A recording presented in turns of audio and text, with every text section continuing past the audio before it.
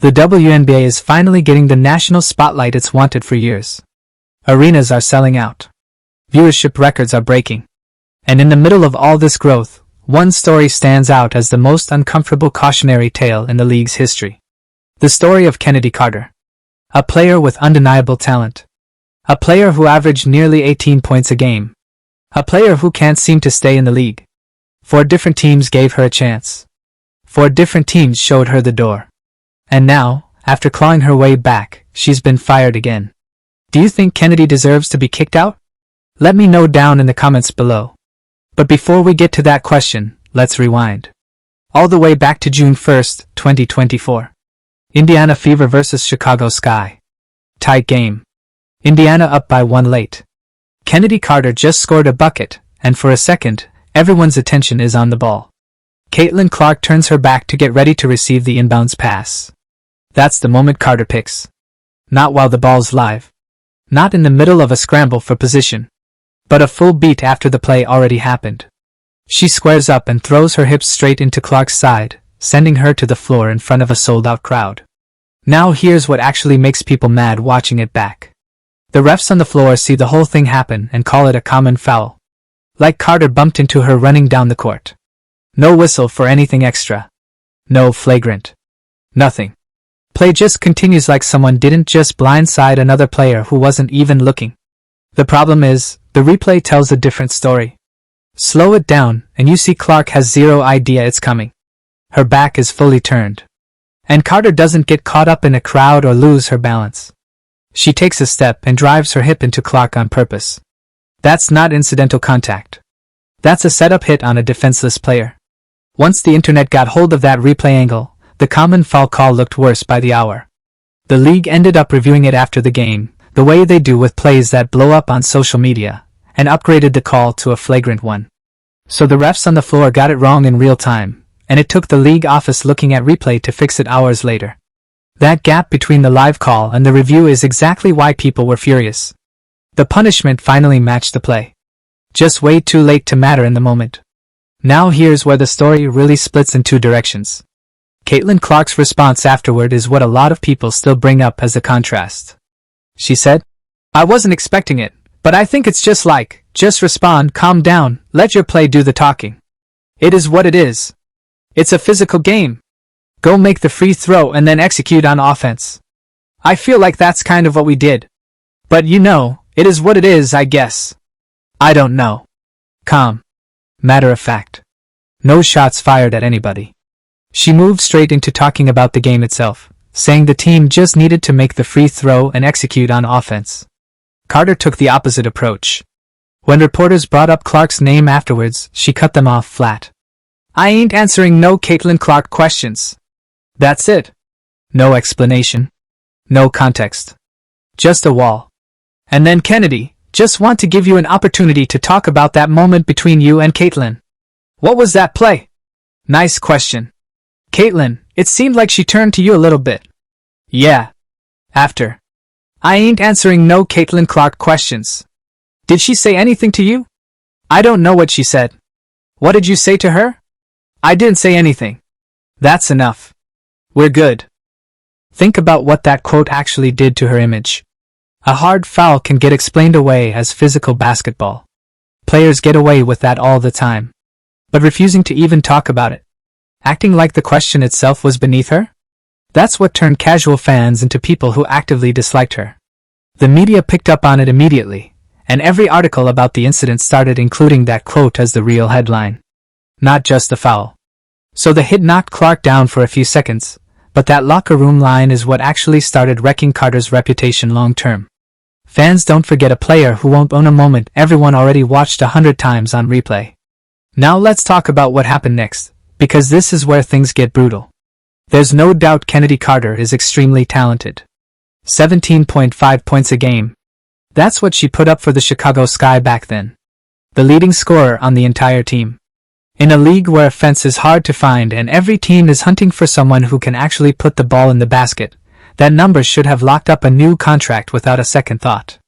Teams don't let go of their leading scorer. Not unless something bigger than basketball is going on behind the scenes. And that's exactly what happened here. The Sky didn't offer her a qualifying deal for the 2025 season, which basically closed the door on her right there.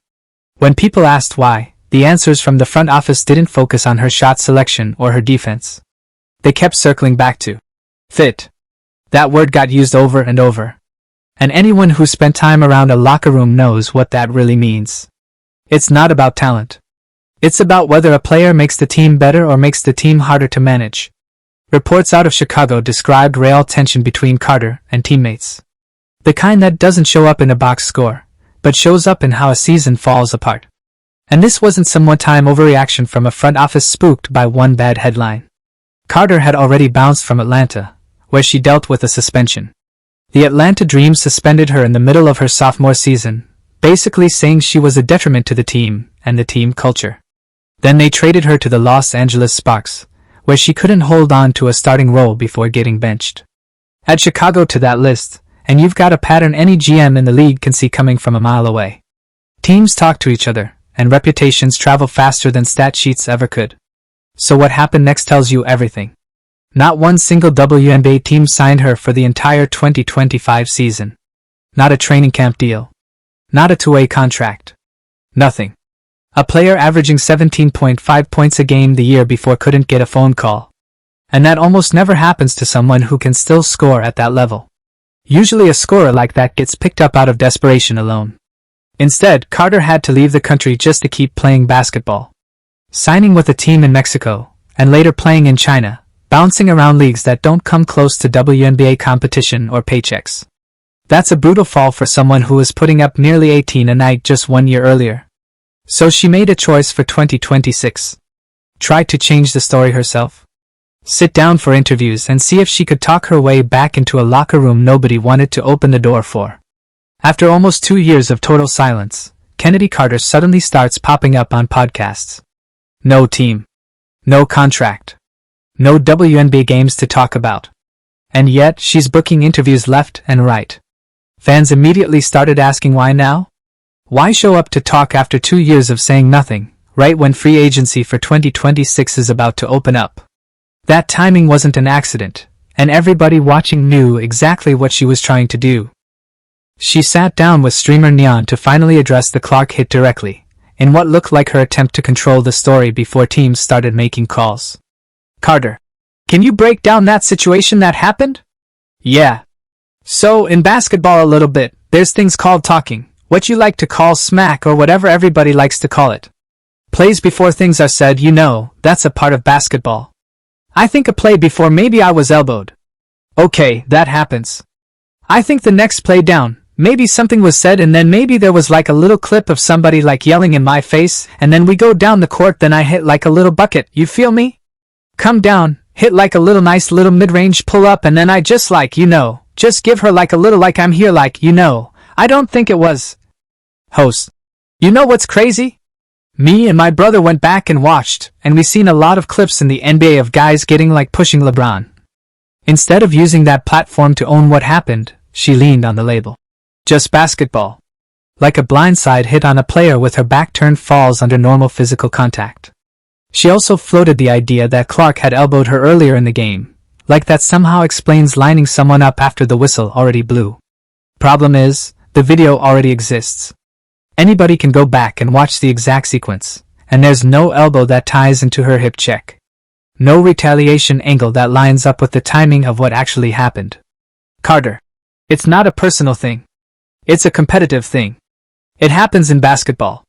And like it's one of those things, but like it's kind of what happened. Then it spiraled out of control and then the media takes whatever narrative they want to play. They watch every single game to see if you can find any deflect in my game. And like it's really nothing that you probably could say too much about. So then you have trolls and that's why I said they're going to be around regardless. But it was just like a nice little tap like I'm here. Not to harm you or anything.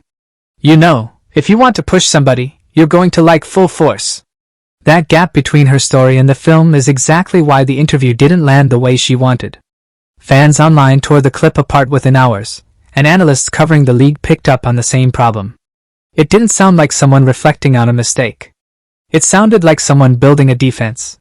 That's the difference between accountability and spin. And most people can tell which one they're watching within 30 seconds. But one team didn't pass. Despite every red flag sitting right there in plain sight, the Las Vegas Aces decided to take the swing nobody else in the league wanted to take. Nobody saw that coming. Not after the year she'd had. Not after 2 seasons of teams treating her like she had a warning label attached. And for a while, it actually looked like the gamble was paying off.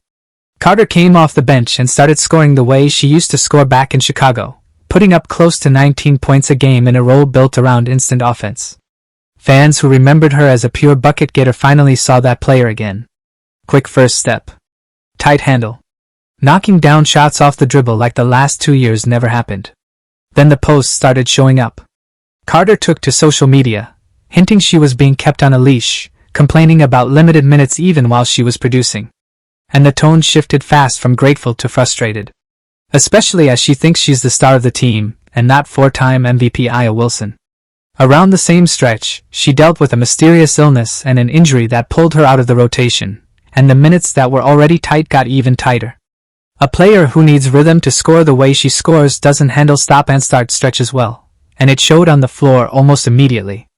As one analyst put it, "You know the girl got skills. However, if you always rubbing people the wrong way, you're not understanding your place. That team is Aya Wilson's team. And when you're snapping back to her and Chelsea Gray, the 2 leaders of that team, it's not going to end well for you." Vegas didn't wait around to see if it would fix itself. The front office brought in Justine Pat mid-season, a roster move that quietly did what everybody watching already suspected. It signaled Carter's spot wasn't safe, no matter what the box score said the night before. Teams don't make moves like that unless they're already planning for what comes next. Reports started connecting her exit to tension with Aya Wilson. And if that's true, it makes total sense why Vegas moved fast. Wilson is the centerpiece of that franchise, an MVP-level player the entire roster gets built around. And locker rooms built that way don't have room for friction with the best player on the team. Coaches can live with a lot of things. A star player feeling uneasy around a teammate isn't one of them. When Becky Hammon finally addressed the release, she didn't soften it. A title-winning coach, a roster full of all-stars, and still no room for Carter. That's not bad luck. That's a pattern finally catching up to her. 4 different teams signed Chennedy Carter because the talent was always real. 4 different teams cut her loose because talent alone doesn't fix what happens in a locker room. That's the whole story right there. Now look at Indiana. Clark, Boston, Mitchell, Hull, and Cunningham keep building something bigger every single season. No drama. Just growth. Meanwhile, Carter's back where she started. Out of the league and out of chances. A player who could score nearly 19 points a night, and nobody's willing to take that call anymore. She seemingly hasn't been able to stay out of her own way long enough to stay in the WNBA. And that's a shame, because her talent is undeniable. But if it didn't work with the Las Vegas Aces, I'm not so sure there are other WNBA teams willing still to take a chance. So I'll ask you one more time, does Chennedy Carter deserve to be kicked out? Let me know down in the comments below. And don't forget to like, subscribe, and turn on all notifications as we're bringing you all the action and top stories. Click the video on the screen, and we'll see you in the next one.